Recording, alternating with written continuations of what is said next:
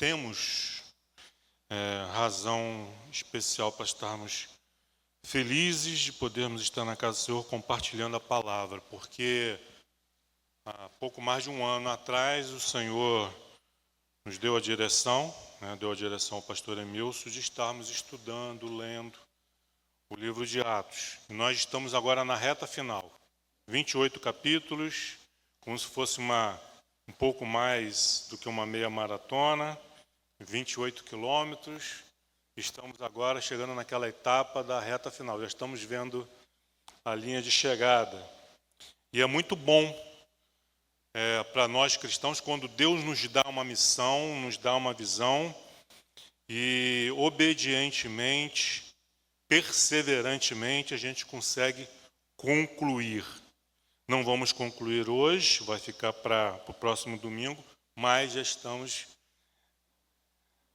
vendo o final dessa corrida, dessa viagem, dessa jornada.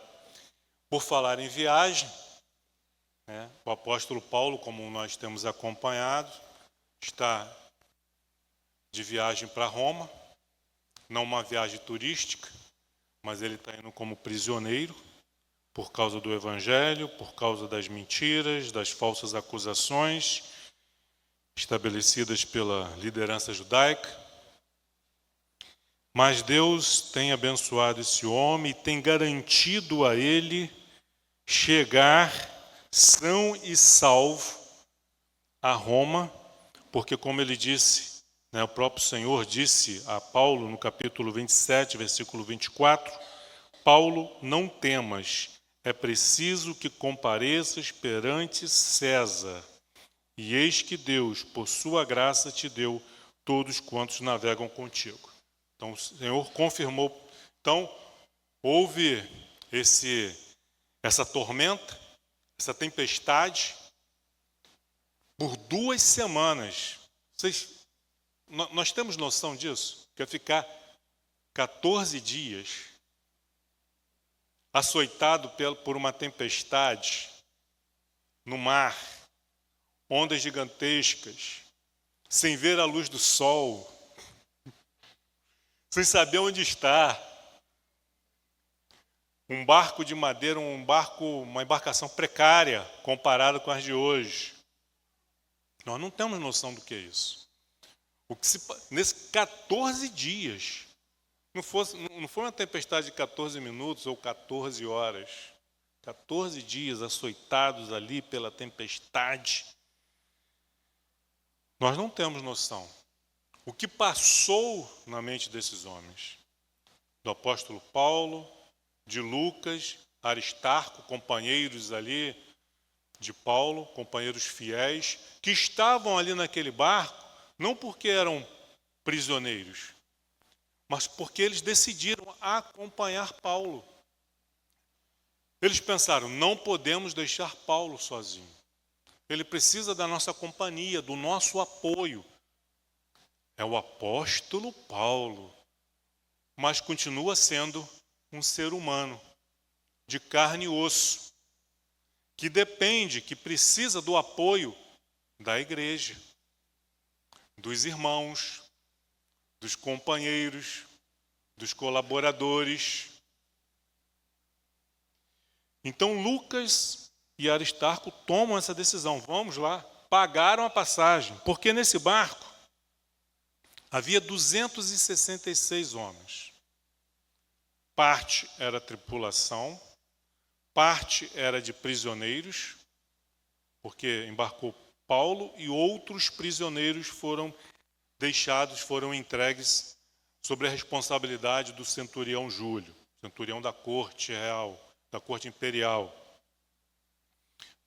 Lucas não diz quantos prisioneiros eram, além de Paulo. Não temos o número da tripulação, do capitão e dos marinheiros.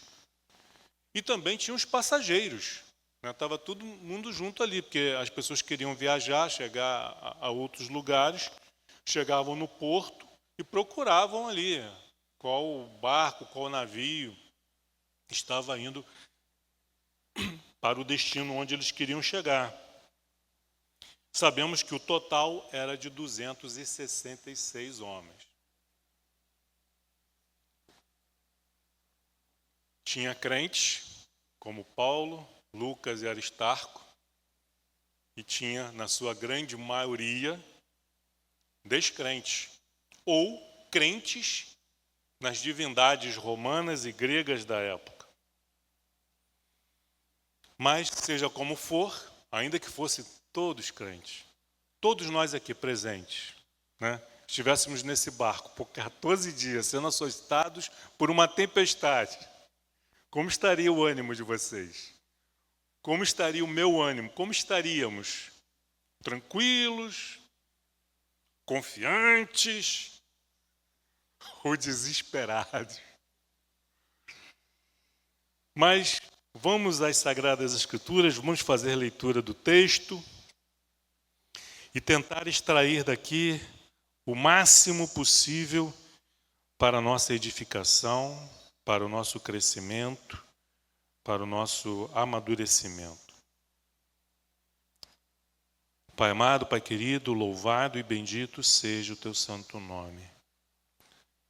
É muito bom, Senhor, termos essa sensação de missão cumprida, como servos fiéis e obedientes.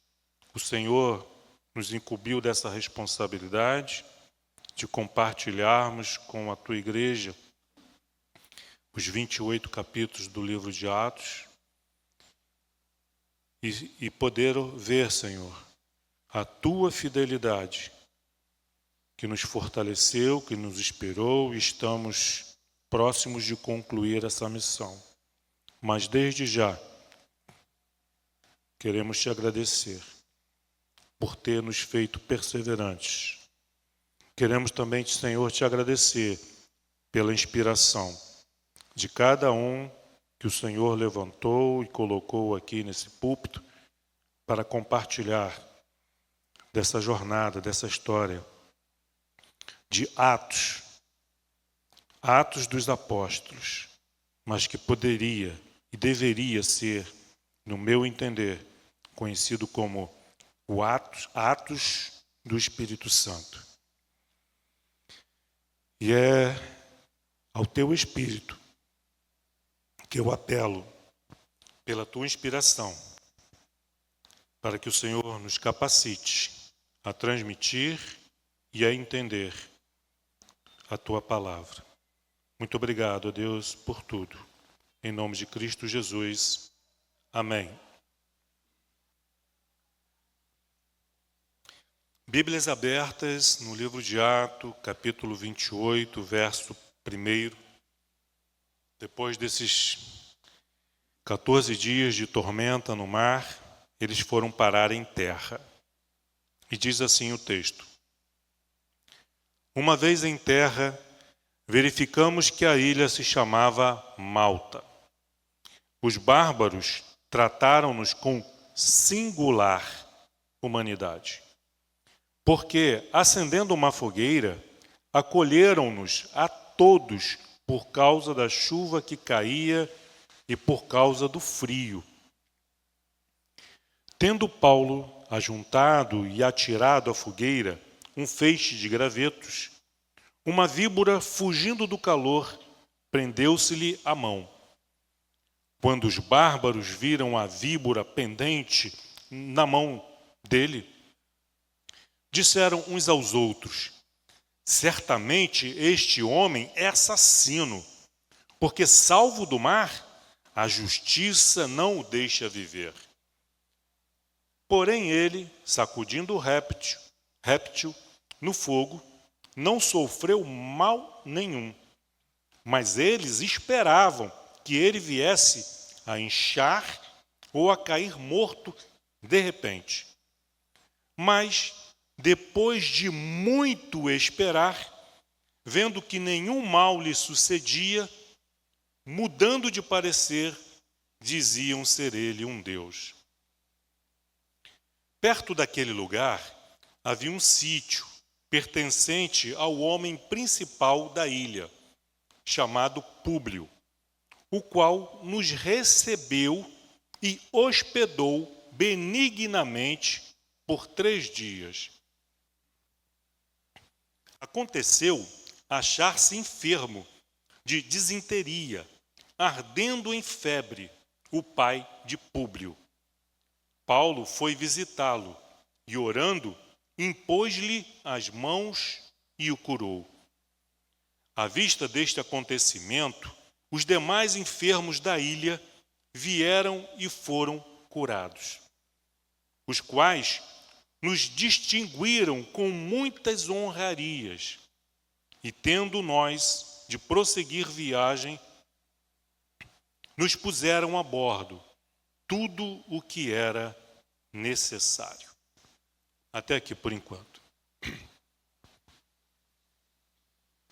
Então eles foram parar em terra. No meio de um naufrágio, qualquer terra é terra. Não importa onde nós possamos firmar os nossos pés. Mas, verificando, se deram conta de que estavam numa ilha chamada Malta. Ela fica bem no centro do mar Mediterrâneo. Na verdade, são várias ilhas, é um arquipélago e Malta é a maior delas. Os nativos dessa ilha, que são aqui chamados no versículo 2 de bárbaros, na versão ARA, na versão NAA, está nativos. Trataram-nos com singular humanidade. Por que bárbaros? Nessa época não tinha essa conotação que temos hoje. Quando nós falamos de bárbaros, pensamos em homens cruéis, vis, desumanos. Mas aqui, bárbaro era todo o povo que não falava a língua grega, que não tinha o grego como seu idioma oficial. Não eram um povo de origem dos filósofos, dos sábios. E a filosofia grega, embora aqui estivéssemos durante o Império Romano, era admirada, copiada pelos próprios romanos. Na capital, qualquer homem ou mulher, para ser considerado culto, deveria falar o grego, conhecer o grego, a história grega. Então são bárbaros, porque não falavam grego, eles tinham o seu idioma próprio. E Lucas diz que eles foram tratados com singular humanidade. Não apenas com humanidade, foram recebidos e tratados com humanidade por os habitantes dessa ilha, mas com singular, para destacar que algo assim, além do normal. Não nos trataram apenas como sobreviventes de um naufrágio e nos deram abrigo, mas não só acender uma fogueira, mas nós podemos imaginar que nessa expressão singular humanidade, foi-lhes dado roupas secas, foi-lhe dado um alimento quente para aquecer, singular humanidade. Porque acendendo uma fogueira, acolheram-nos a todos, 266 homens foram acolhidos, por causa da chuva que caía e por causa do frio. Era início de inverno, ali do sul da Europa, e lá faz muito frio. Se hoje, já faz, com todos os recursos, com toda a tecnologia que a humanidade dispõe para se proteger do frio, imagina nessa época. Então foi-lhes dado roupa seca, provavelmente foram acolhidos numa caverna, porque há muitas cavernas na ilha de Malta, para ficar abrigados da chuva. Ali prepararam, acenderam uma fogueira, para que eles pudessem se aquecer e se proteger da chuva e do frio. Versículo 3. Tendo Paulo ajuntado e atirado à fogueira um feixe de gravetos, uma víbora, fugindo do calor, prendeu-se-lhe a mão. Nada se mantém para sempre. Foi feita uma fogueira. O fogo está consumindo a madeira.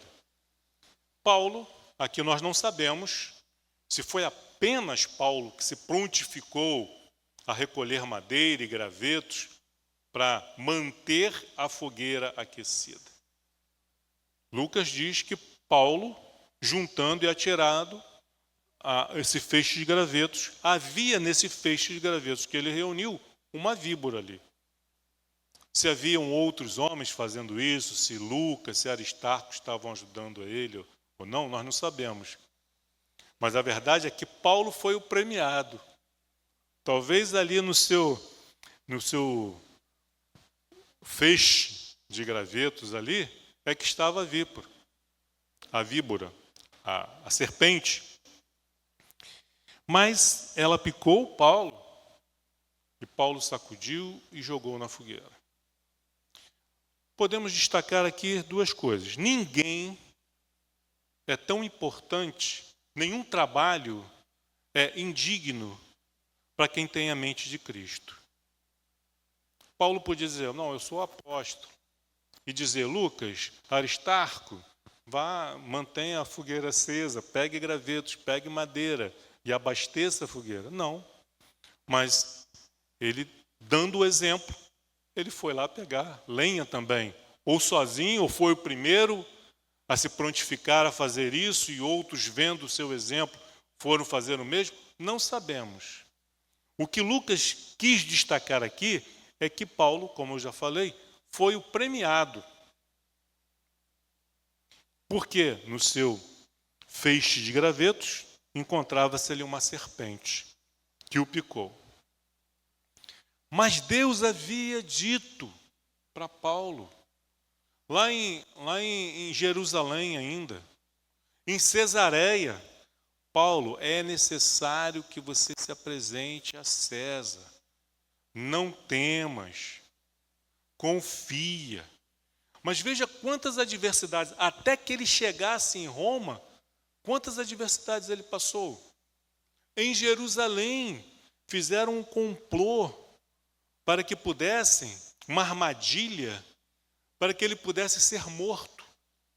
No trajeto da prisão ao Sinédrio, onde ele seria ouvido pelos fariseus. Vocês lembram daqueles homens que fizeram voto, aqueles 70 homens que fizeram voto? Não vamos comer nada, não vamos beber nada enquanto Paulo viver. Já se passaram mais de 4 anos e Paulo está vivo.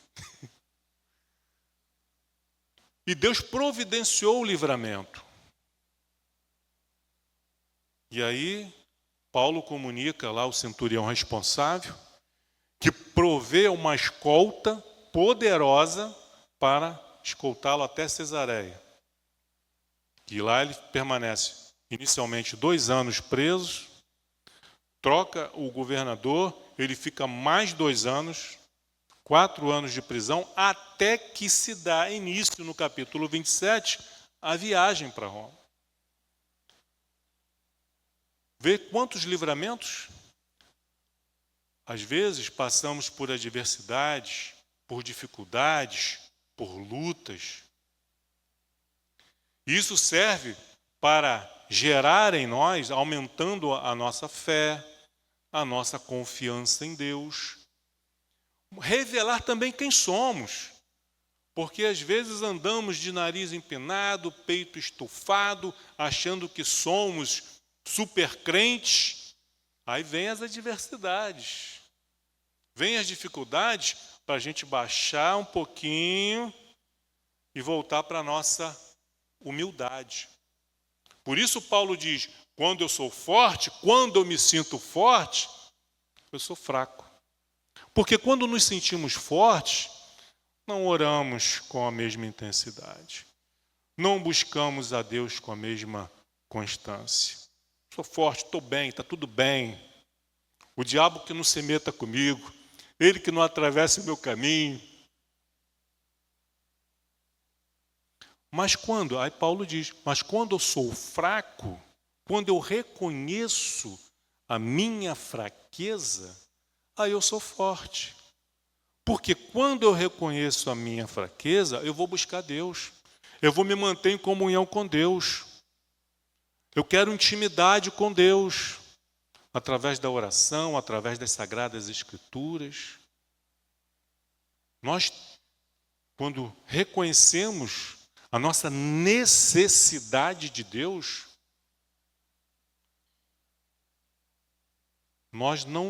nós ficamos ali grudadinhos, agarradinhos. Quem tem a necessidade de fazer uso contínuo de um medicamento para controle de pressão, de diabetes, para coração, seja lá por que for, não toma um remédio ali na hora certinha, porque ele sabe que precisa. E quantas outras coisas nós fazemos com disciplina, dia após dia, porque sabemos que precisamos. Mas por que não temos essa mesma disciplina, não temos esse mesmo cuidado, essa mesma dedicação com a oração, com o estudo das Sagradas Escrituras? Porque não vemos, não, estou bem, não tenho necessidade disso. Quando somos fracos, reconhecemos a nossa fraqueza, aí nos tornamos fortes. Porque buscamos a Deus, o encontramos e Ele nos fortalece. Então, aqui diz que, voltando ao versículo 3, então, Paulo ali,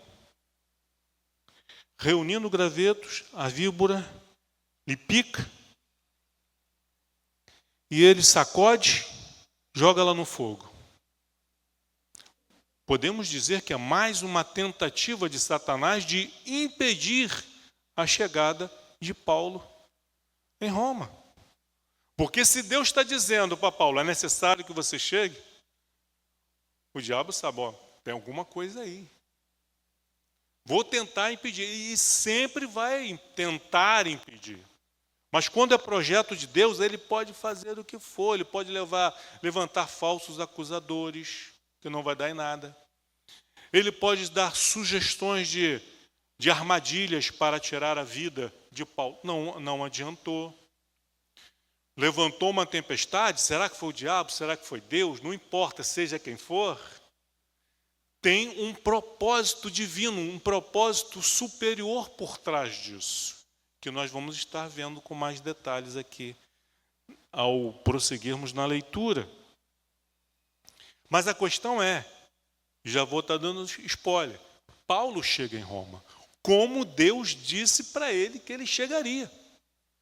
Apesar de todas essas dificuldades, Paulo, no seu coração, nós estamos aqui por volta do ano 61 depois de Cristo. Paulo, no ano 57 depois de Cristo, ou seja, há 4 anos atrás, escreve uma carta para a igreja de Roma, falando do seu desejo de visitá-los, de ir a Roma, de compartilhar com essa igreja o Evangelho de Cristo, as suas experiências, as revelações que ele recebeu de Deus, mas ele não conseguiu, em 4 anos não conseguiu, porque ele estava preso. E Deus diz para Paulo, fica tranquilo, você vai chegar em Roma, não como você gostaria, não como um cidadão romano, livre, gozando da sua liberdade, mas você vai chegar em Roma. Esses detalhes Deus não revelou para Paulo. Disse, você vai chegar. E vem todas essas dificuldades que Paulo vem enfrentando. Então, abri um parênteses aqui.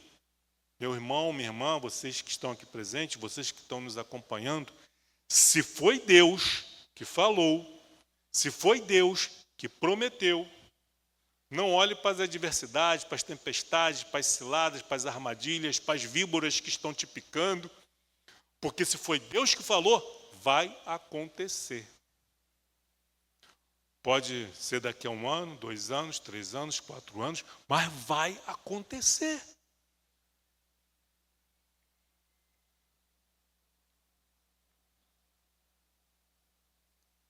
Então Paulo foi picado. Aí entra a teologia volúvel do ser humano. Vejam como nós somos volúveis na nossa teologia. E Paulo já havia enfrentado isso em Atos 14, quando ele cura um paralítico, e os homens daquela cidade, vendo isto, chamaram Paulo e Silas de deuses. Silas, Júpiter, e Paulo, Mercúrio, porque era o porta-voz principal ali da dupla. E começaram a trazer ofertas, oferendas, e querendo cultuar a Paulo e Silas. E eles rasgam suas vestes e se levantam indignados contra aquela situação, dizendo: nós não somos deuses. Não fomos nós que curamos esse homem. Foi Jesus Cristo. E aí ele fala, evangeliza e fala a respeito de Cristo, o enviado de Deus, o Filho de Deus, que morreu pelos nossos pecados. Ele faz aquele breve... Depois leiam o capítulo 14 de Atos, os seus pormenores. Agora não, depois.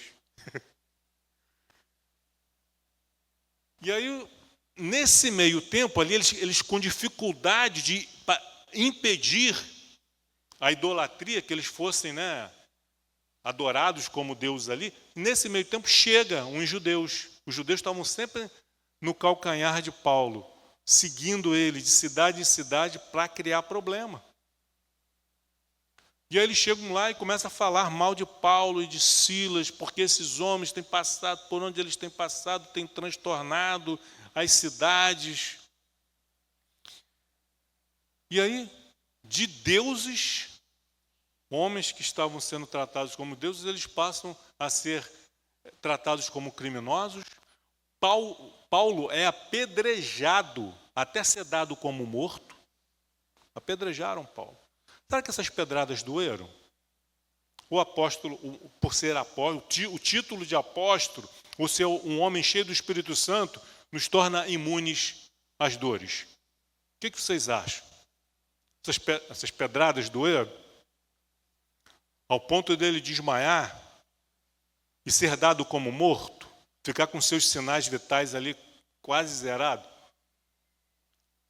Eles viram ele como morto. Se foi Deus que ressuscitou, Lucas não fala, então acredito que não. Senão ele teria dito: Paulo foi morto e depois Deus o ressuscitou. A questão é que ele desmaiou, ficou ali, sem sentido. Já não reagia, já não esboçava mais nenhum sinal de vida. E aí eles pegam Paulo e arrastam Paulo. Arrastaram com carinho, pega com cuidado para não machucar. Arrastaram Paulo para fora da cidade e largaram ele lá num canto qualquer. E foram embora. Deixa aqui. Deixa esse corpo aqui para os abutres, para os cães. Estou sendo assim bem chocante para a gente entender como que funciona. E aí diz que Paulo, então, recobre ânimo, se levanta, e por incrível que pareça, nem vocês, nem eu faria o que Paulo fez. Ele volta para dentro da cidade. Cara folgado. Ele não levantou e foi embora. Não, ele voltou. E aí dessa vez ninguém faz nada com ele. Aí ele vai lá para a casa dos irmãos que cuidam dele, que tratam dele, das feridas, dos machucados, porque ele ficou ferido. Estava doendo. Trataram ele. Ele passou a noite ali e no dia seguinte, então, ele seguiu viagem. E o que ele fez no dia seguinte? Desistiu? Vou largar essa vida de apóstolo. Não dá não. Falaram para mim que depois que eu aceitasse Jesus ia ser só bênção, prosperidade, que eu não ia ter problema. Mó furada. Não. Ele continua, ele vai para outro lugar para continuar o seu ministério para o qual ele foi chamado. Foi para isso que ele foi salvo, foi para isso que Jesus se revelou para ele no caminho. Esqueci o nome da cidade. Para onde ele estava indo? Encontrou com Jesus. Gente, qual é o nome da cidade? Esqueci. Vocês também esqueceram. Senão alguém já tinha soprado. Daqui a pouco eu lembro. Damasco. Obrigado. Deus soprou. Aí, foi para isso que Jesus se apresentou. E ele foi fiel. Aí ele pode escrever lá no finalzinho, na última epístola que ele escreve para Timóteo: completei a carreira, guardei a fé. Que cada um de nós, queridos, possamos completar a nossa carreira, guardar a fé, para que a coroa da vida nos seja garantida. Mas nem Paulo, nem você, nem eu, nem homem algum desses que completaram a carreira, guardaram a fé, fizeram isso sem o Espírito Santo. Se no Antigo Testamento nós temos o Deus, o Pai, o Criador, o Deus único e verdadeiro como o personagem principal, porque o personagem principal do Antigo Testamento, e nós poderíamos destacar vários homens de Deus: Noé, Abraão, Isaac, Jacó, Moisés, Josué, Davi, homens imperfeitos, José, Daniel. Podemos destacar vários, mas o personagem principal ali é Deus. Porque esses homens não teriam feito o que fizeram, não teriam conquistado o que eles conquistaram, se não fosse Deus. A verdade é essa. Se Davi fosse enfrentar Golias sem Deus, ia virar história, ia virar passado.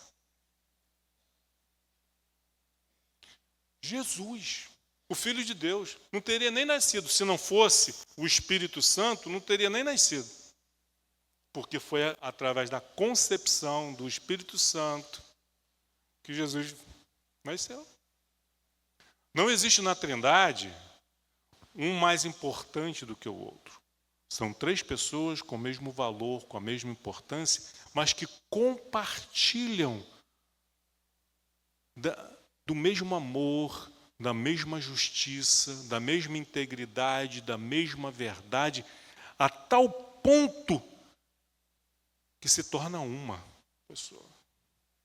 Deus único. Não são três deuses, é um único Deus em três pessoas. Os milagres que Jesus realizou debaixo do poder e da autoridade do Espírito Santo. Atos, chamam de Atos dos Apóstolos, mas nós podemos dizer Atos do Espírito Santo, porque sem o Espírito Santo não haveria nem igreja. Jesus disse para os seus discípulos: permaneçam em Jerusalém até que do alto sejais revestidos e tereis poder e autoridade para ser minhas testemunhas. Eles ficaram 10 dias em oração. Se tem algo que nós podemos destacar também, se tem uma pessoa é o Espírito Santo, e se tem a resposta da igreja com relação a isso, é a oração.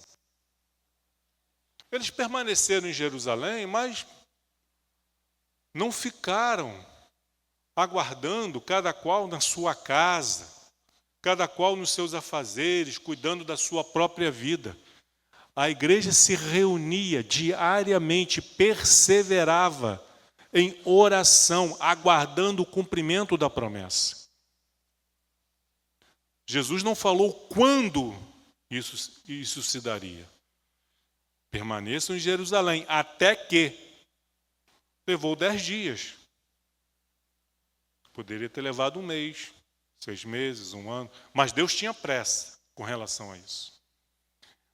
Essa fé, essa perseverança da igreja de Jerusalém dependia do Espírito Santo. Se eles ficassem mais de 10 dias, 20 dias, o que ia acontecer? O pessoal ia começar a desanimar, desistir. Porque sem o Espírito Santo, nós não fazemos nada.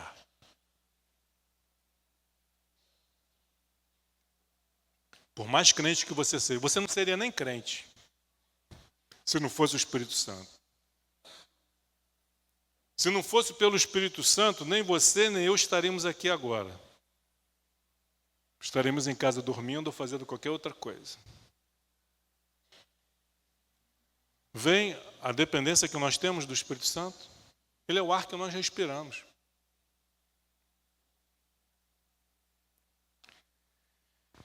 Então Paulo, aqui cheio do Espírito Santo, né, sobreviveu. Mas, voltando aqui à teologia volúvel, em Atos 14, primeiro ele era um Deus, depois virou um assassino, apedrejaram Paulo, lincharam ele até ser dado como morto. Aqui, em Atos 28, na ilha de Malta, acontece o contrário. Quando os habitantes daquela ilha veem o que acontece, Paulo sendo picado pela serpente, disseram, certamente, versículo 4, certamente este homem é um assassino. Por quê? Salvo do mar, a justiça não o deixa viver. É um assassino, Deus está fazendo justiça. Sobreviveu ao naufrágio, mas vai morrer aqui agora. Vai inchar, vai começar a inchar. Eles tinham experiência, eles eram habitantes da ilha, eles sabiam o que acontecia com as pessoas ali quando eram picadas por esse tipo de serpente. Vai inchar, vai cair e vai morrer. E ficaram ali, olhando para Paulo, esperando. Só que Paulo não inchou, não caiu, não morreu. E diz o texto aqui, versículo 5. Porém ele, sacudindo o réptil no fogo, não sofreu mal nenhum. Versículo 6. Mas eles esperavam que ele viesse a inchar ou a cair morto de repente. Ficaram lá olhando, esperando. Não tem nada que a gente possa fazer, não tem antídoto. Não existia esse tipo de tratamento na época. Só nos resta agora esperar. Esse assassino, que a justiça divina aqui tratou de punir, de castigar. Versículo 6, metade aqui. Mas, depois de, esperaram por pouco tempo, muito tempo. Pois esse cara é resistente. Está normal. Não inchou, não está passando mal, nem um enjoozinho, nem uma dor de cabeça. Mas espera mais um pouquinho, vai morrer. A nossa teologia é assim, né? Quando a gente não conhece as Sagradas Escrituras, aí a gente tem que ouvir Deus falando, errais por não conheceis as Escrituras e nem o poder de Deus. Deixa eu abrir um parênteses, queridos. Se nós não fazemos nada sem o Espírito Santo, entenda uma coisa. O Espírito Santo nos chama para comunhão. O Espírito Santo nos chama para ter com Ele em oração. O Espírito Santo nos chama para termos comunhão com Deus através das Sagradas Escrituras. Nós falamos que a Bíblia é inspirada por Deus. E é. Se ela é inspirada por Deus, se ela é resultado, é fruto da inspiração do Espírito Santo na vida dos homens, dos que escreveram as Sagradas Escrituras, por que nós ignoramos as Escrituras? Por que nós não lhe damos o devido valor, a devida importância? Temos tempo para tantas coisas, temos tempo para tudo. E não é uma crítica o que eu vou falar. Porque nós precisamos de trabalhadores em todos os setores da casa de Deus. Nós precisamos de vocês, trabalhadores. Nós precisamos de uns dos outros. Mas nós temos tempo para tudo na casa de Deus. Mas não temos tempo para Deus. Temos tempo para o trabalho, para a atividade. O que é bom, a gente abrir mão das coisas pessoais, do nosso tempo pessoal, para o serviço na casa do Senhor. Mas como que eu vou prestar um trabalho digno, nobre, com excelência, se eu não conheço o Senhor da casa? Se eu não conheço a sua vontade? Como que você vai agradar alguém se você não conhece esse alguém? Você lhe serve uma refeição que ele não aprecia. Se você toca e canta uma música que ele não gosta, que não o honra, que não o glorifica. As nossas expressões, as nossas ações, as nossas intervenções têm que ser resultado do conhecimento. E a gente poder dizer, Deus se agrada disso, Deus não concorda com isso. Esse é o verdadeiro louvor. Isso aí não. Essa é a verdadeira mensagem do Evangelho. Quando nós conhecemos as Sagradas Escrituras e ouvimos, pode ser o pregador famoso, e ouvimos coisas estranhas, uma luz de alerta se acende na nossa mente e no nosso coração. E diz, isso aí que ele está falando, não é isso aí não. Jesus nunca falou isso. Paulo nunca disse isso. Pedro nunca ensinou isso. Mas se eu não conheço tudo aquilo que o outro falar, eu vou acreditar, vou tomar como verdadeiro. E vou seguir aquela prática ali, aquela orientação que ele está dando, porque eu não conheço. Jesus advertiu a respeito do falso evangelho, do falso pastor, dos falsos pregadores. Jesus estava jogando conversa fora? Não, Jesus nunca jogou conversa fora. Nunca!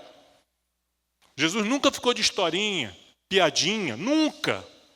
Tudo que ele falava sempre era muito sério, com muita responsabilidade. Então, se ele falou que haveriam muitos, que viriam muitos em seu nome, pregando um falso evangelho, cuidado com os lobos, transvestidos de cordeiros, é porque é sério. Mas como que eu vou ter cuidado? Eu sou... Aqui, Bíblia e oração. Mas eu vejo hoje com tristeza membros da igreja, membros do corpo de Cristo, que têm tempo para tudo, menos para o estudo bíblico e para a oração. Quer fazer, quer trabalhar, quer acontecer. Mas e Bíblia? Zero. Oração. Está ali, 10 minutos por dia. Vai.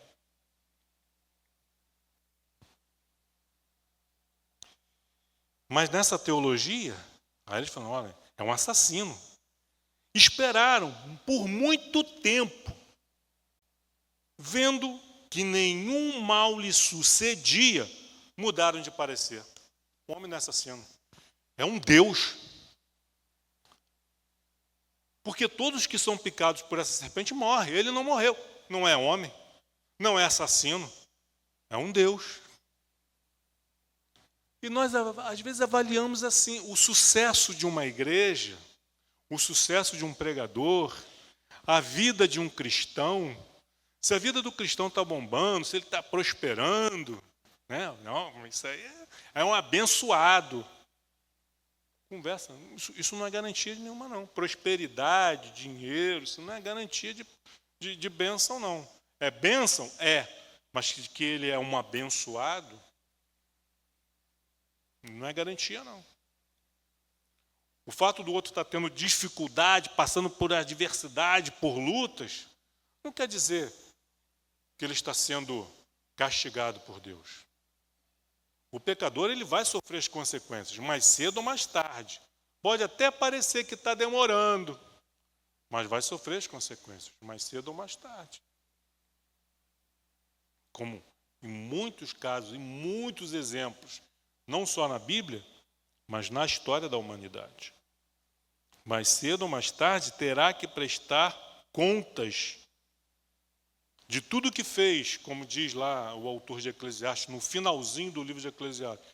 Mais cedo ou mais tarde, no final da vida, terá que prestar contas de tudo que fez para Deus, tudo que fez de bom e tudo que fez de mal.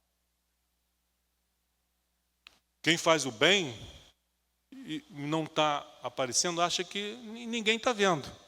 Mas quem precisa ver, está vendo, que é Deus. Quem faz o mal, ninguém está vendo. Acha que ninguém está vendo? Deus está vendo. Então não tem essa história. Mais cedo ou mais tarde vai acontecer. Mas nessa teologia errada, humana, o homem passou de assassino para Deus. Versículo 7.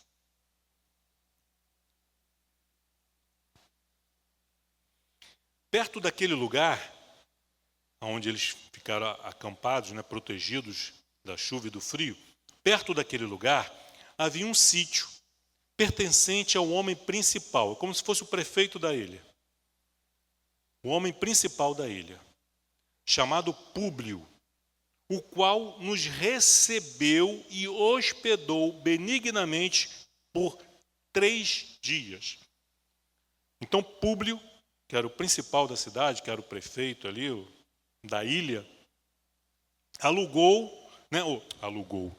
reservou um lugar num sítio de sua propriedade e ali hospedou benignamente por 3 dias. Quantos homens? 266 homens. Por isso Lucas fala, olha, singular humanidade. Públio poderia ter dito, olha, o centurião e os soldados podem ficar lá comigo lá. Agora os prisioneiros, os demais, continuem aqui nessa caverna. Mas ele acolheu a todos. E o que aconteceu? Versículo 8. Aconteceu achar-se enfermo de disenteria, ardendo em febre, o pai de Públio. Paulo, ouvindo isso, foi visitá-lo. Foi na casa do pai do Públio. E, orando, impôs-lhe as mãos e o curou. À vista deste acontecimento, os demais enfermos da ilha vieram e foram curados, os quais nos distinguiram com muitas honrarias. E tendo nós de prosseguir viagem, nos puseram a bordo tudo o que era necessário. 266 homens chegaram àquela ilha sem nada. Só com o trapo, a roupa que já tinha virado trapo no corpo, numa ilha. Sem nada. Os soldados, o centurião perdeu, a sua farda de centurião, foi para o fundo do mar. Dos soldados, os documentos que ele tinha, que ele revestia de autoridade,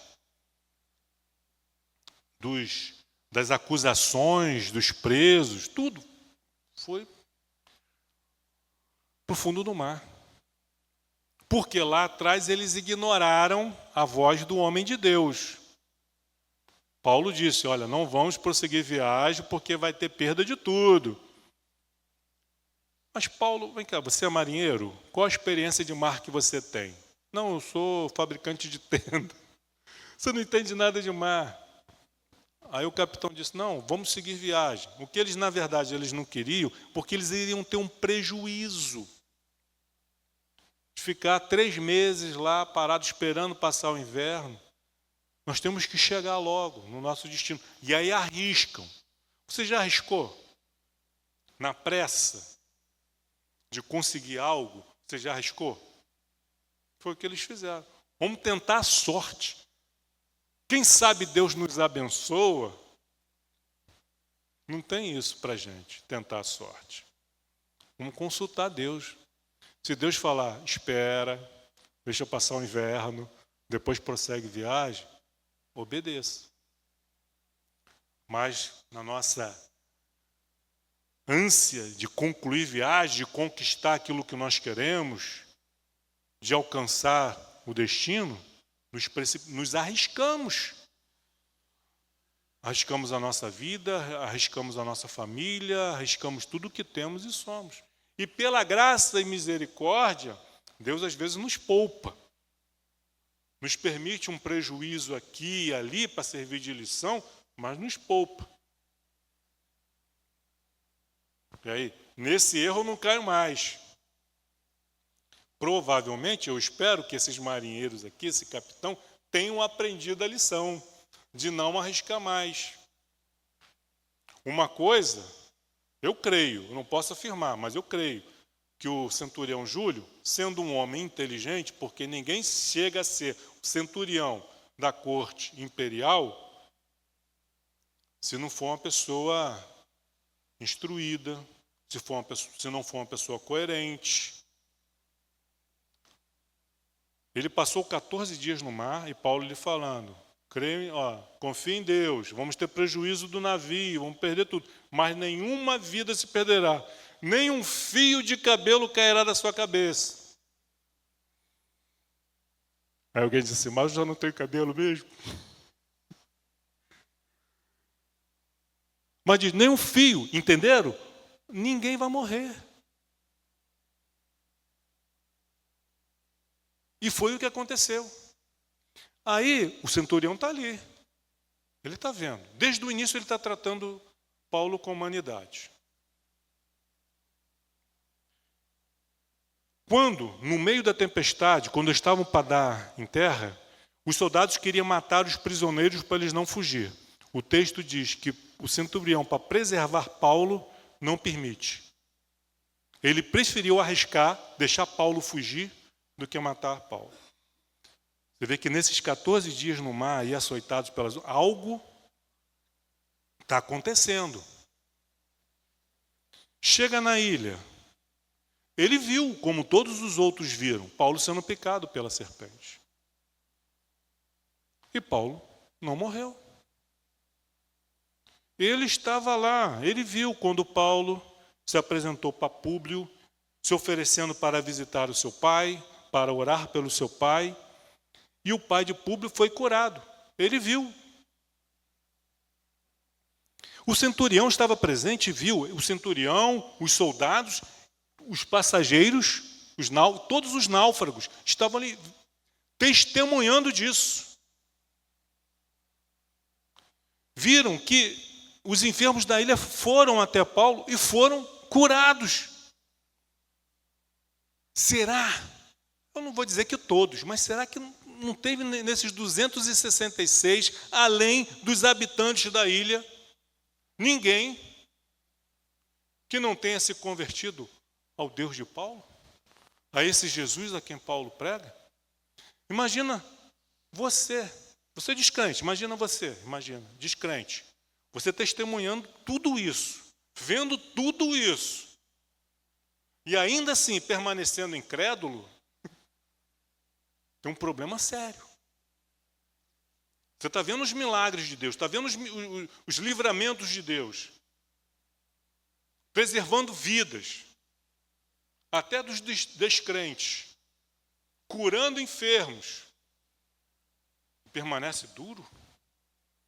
As consequências desses milagres, que tanto Júlio, quanto os seus soldados, quanto os passageiros e os demais prisioneiros, os habitantes da ilha, viram, com certeza fez diferença na vida, não de todos, mas eu quero crer que de muitos. Esse centurião chegando em Roma e compartilhando com seus pares a história desse naufrágio, porque é para entrar na história. E tendo ali os soldados para confirmar a sua história. Ficamos 14 dias açoitados pela tempestade, fomos parar na ilha de Malta e aconteceu isso. Será que ele se tornou uma testemunha? Quem ouvia esse centurião contando a sua história? Rapaz, que história impressionante. Eu quero conhecer esse Paulo. E aí ele vai para conhecer Paulo e acaba conhecendo Jesus. Porque essa é a nossa missão. A nossa missão não é nos fazer conhecidos, mas de tornar o nome de Cristo conhecido. Aleluia. À vista desses acontecimentos, versículo 9, os demais enfermos da ilha vieram e foram curados. Em contrapartida, maravilhados, agradecidos, os quais nos distinguiram, nos presentearam com muitas honrarias, nos honraram e nos presentearam, e tendo nós de prosseguir viagem, nos puseram a bordo tudo o que era necessário. Versículo 11. Ao cabo de 3 meses, eles ficaram 3 meses na ilha. Imagina, Paulo, 3 meses numa ilha, podendo falar e pregar a respeito de Jesus, não somente para os demais náufragos, mas para os habitantes daquela ilha. Públio testemunhou o milagre na vida do seu pai. Houve uma mudança, houve uma transformação naquela ilha ali. Não continuou a mesma coisa. E sabe o que é interessante? Paulo jamais teria passado por Malta se esse naufrágio não tivesse acontecido. Não era estratégico nas viagens missionárias de Paulo ele ir nas grandes capitais, nas cidades portuárias. Porque quando você prega nos grandes centros, onde as pessoas vão comprar e vão vender, as pessoas do interior vão para comprar, para vender, para fazer negócio, elas teriam a oportunidade de conhecer a Cristo através das igrejas ali implantadas. Malta não era um destino, não era uma cidade portuária, era no continente, era uma ilha. Ninguém ia para Malta fazer turismo como faz hoje. Ninguém ia para Malta vender ou comprar. Os habitantes de Malta é que iam para o continente comprar e vender. E depois retornavam para a ilha. Então, dentro desse plano estratégico, Paulo jamais teria ido para Malta, pregar o evangelho em Malta, porque não teria um resultado local, mas não abrangente. Não rápido, não eficaz. Seria de longo prazo. Mas aprouve a Deus. Deus soberano e provedor. Ele utilizou desse naufrágio e conduziu esses homens até a ilha de Malta, não apenas para preservar a vida desses 266 homens, mas também para alcançar os habitantes de Malta. Esse povo bárbaro, que não fala nem grego. Mas Deus ama a todos. Como Paulo disse, eu fui chamado para pregar para judeus e gentios, gregos e bárbaros. Deus utiliza os nossos naufrágios. Deus pode utilizar dos nossos naufrágios. Naufrágios que, às vezes, nós causamos. Ou naufrágios dos quais, às vezes, somos vítimas.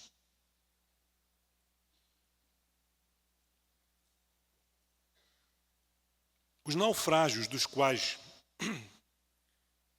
nós causamos vai servir de disciplina, de correção.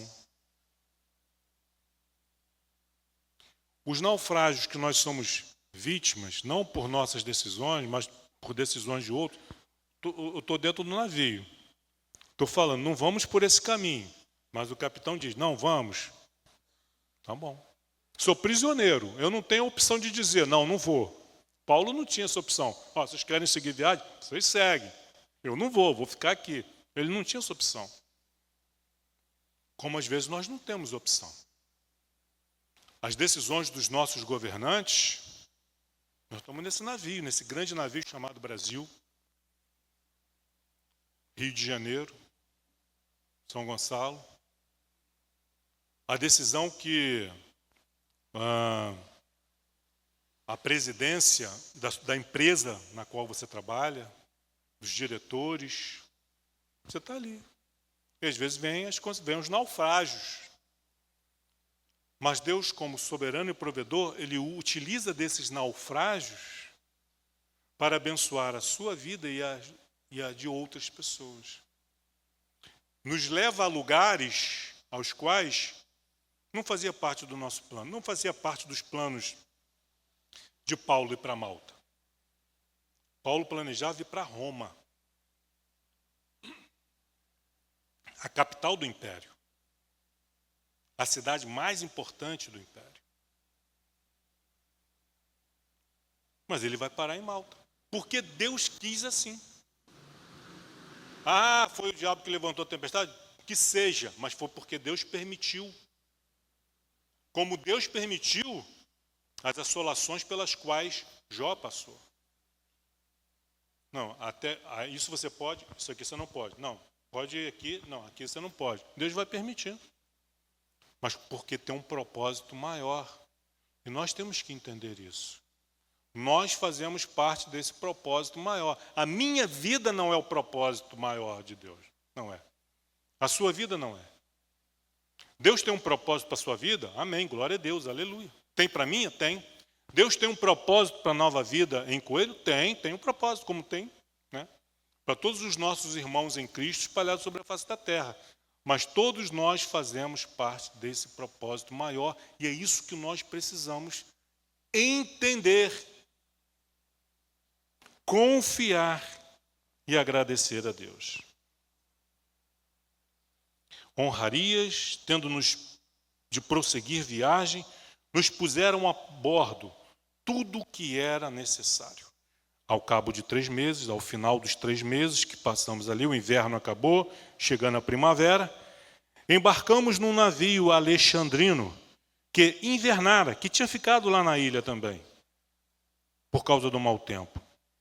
E tinha por emblema Dióscuros, deuses gregos, deuses gêmeos gregos, né, de nomes, Castor e Polos, que cuidava dos navegantes, dos marinheiros.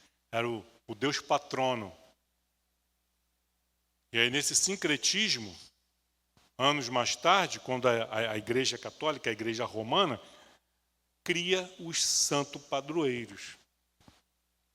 Os marinheiros, do pessoal da saúde, do pessoal da educação. Cada tem o seu santo padroeiro. Cada cidade tem o seu santo padroeiro.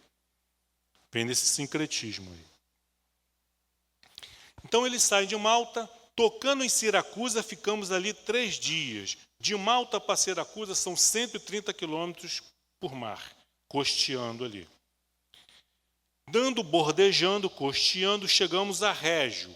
Então de Siracusa para Régio são mais 110 quilômetros de travessia do mar. Estava lenta, a travessia estava lenta, até Régio.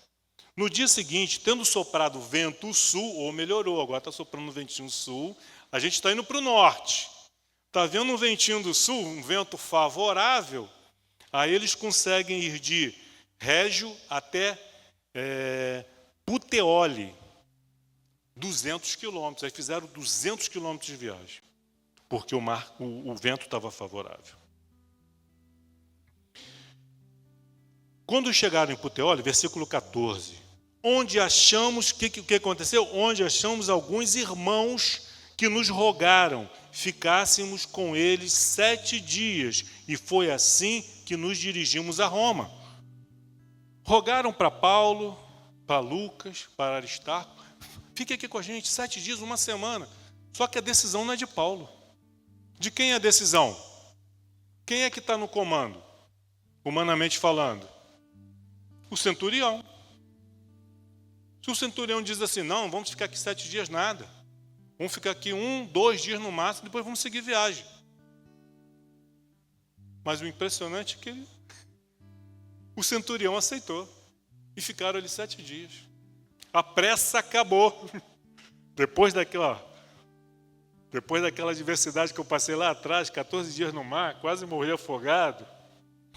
O que Paulo falar, eu estou topando. Se Paulo falar 7 dias, 7 dias. Se falar 1 mês, vou ficar aqui 1 mês.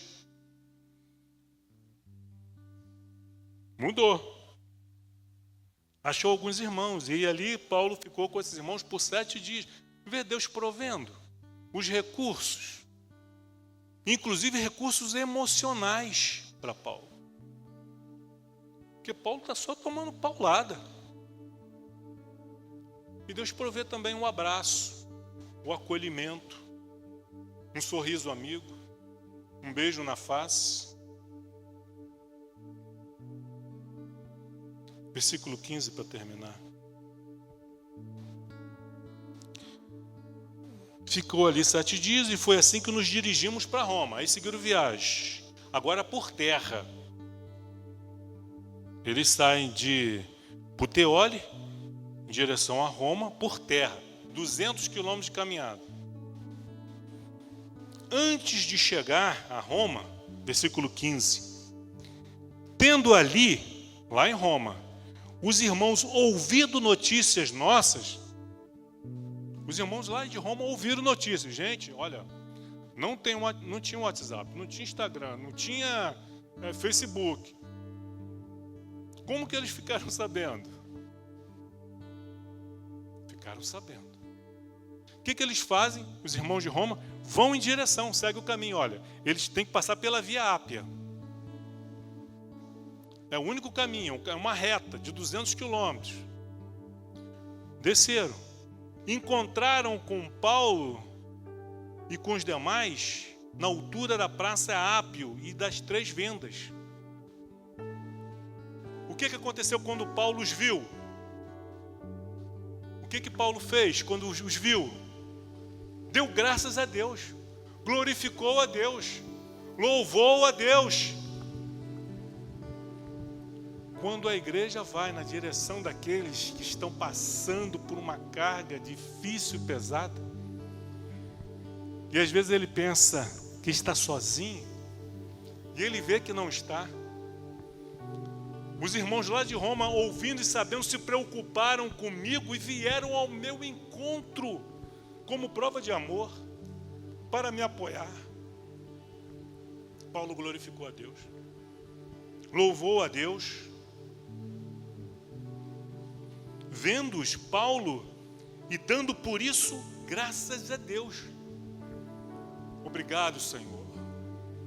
Obrigado pelos meus irmãos. Obrigado por aqueles que, Senhor, que compartilham das mesmas dores, dos mesmos sofrimentos, das mesmas alegrias, das mesmas tribulações, mas também das mesmas bênçãos que eu. Obrigado, Senhor. Louvado e bendito seja o teu nome.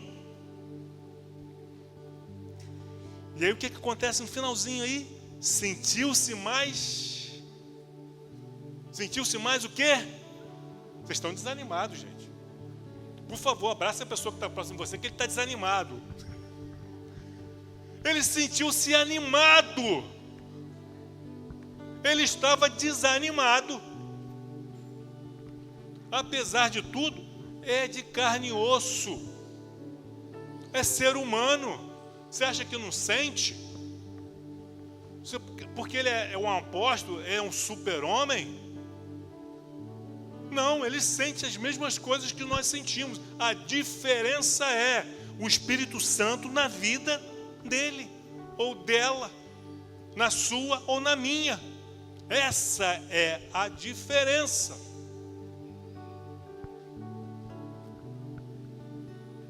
Mas mesmo assim, mesmo cheio do Espírito Santo, sentimos a necessidade uns dos outros.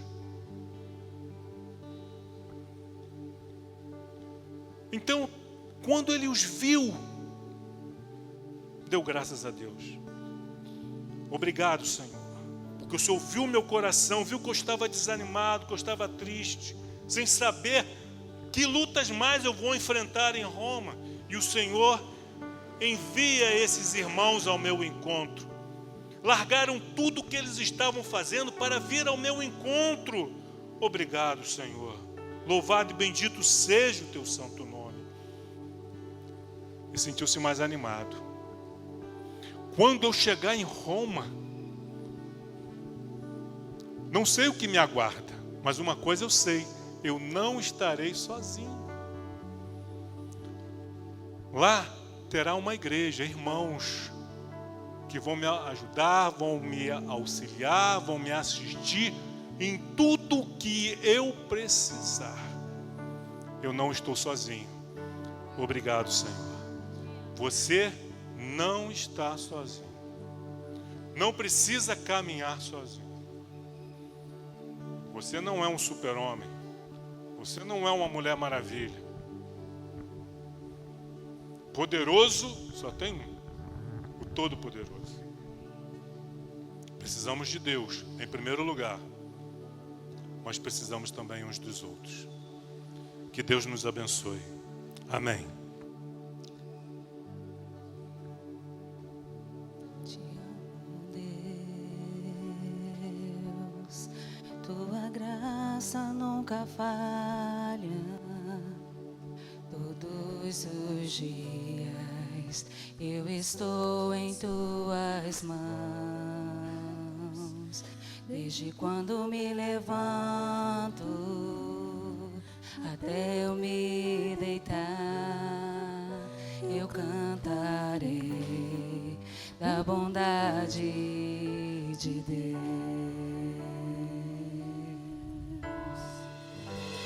És fiel em todo tempo,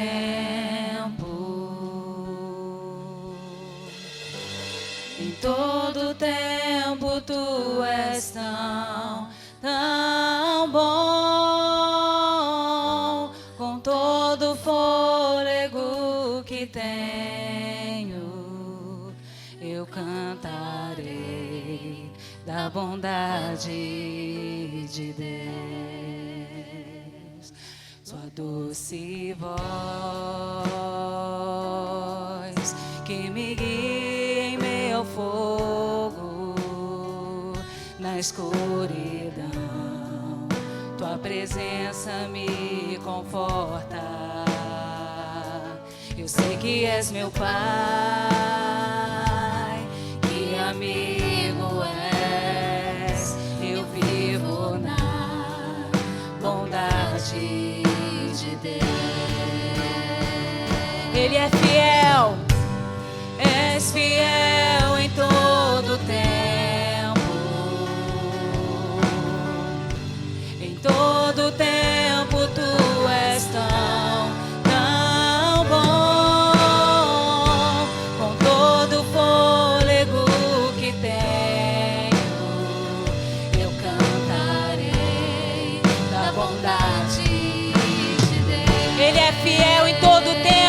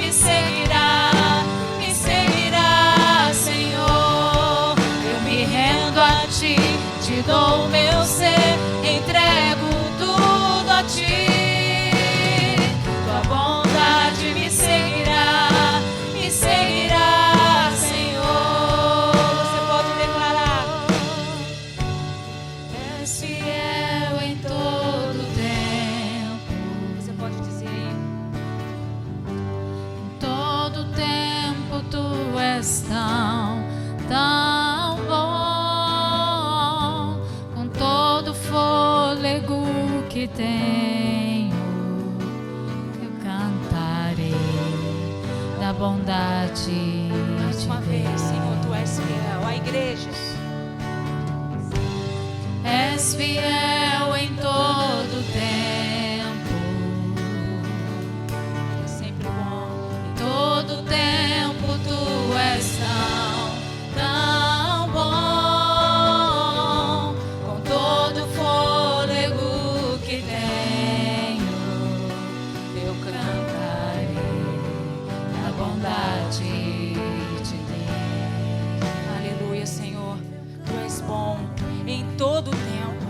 Não há dia sequer, nem quando estamos, Pai, passando pela tribulação. A Tua bondade, ela é constante, ela é eterna e ela está conosco. Por isso nós Te cantamos louvores, nós Te glorificamos, porque Tu és um Deus bom, bom, bom e presente em todo o tempo. Nos leva debaixo da Tua proteção para os nossos lares, Senhor, que possamos ter mais um dia cheio da Tua presença, cheio, Pai, da Tua bondade, da Tua misericórdia, da Tua fidelidade. Muito obrigada, porque podemos ter certeza que Tu és um bom Deus e um Deus fiel. Aleluia, que antes de sair, não deixe de dar aquele forte aplauso a esse Deus bom, maravilhoso, fiel, eterno e vencedor. Um domingo abençoado.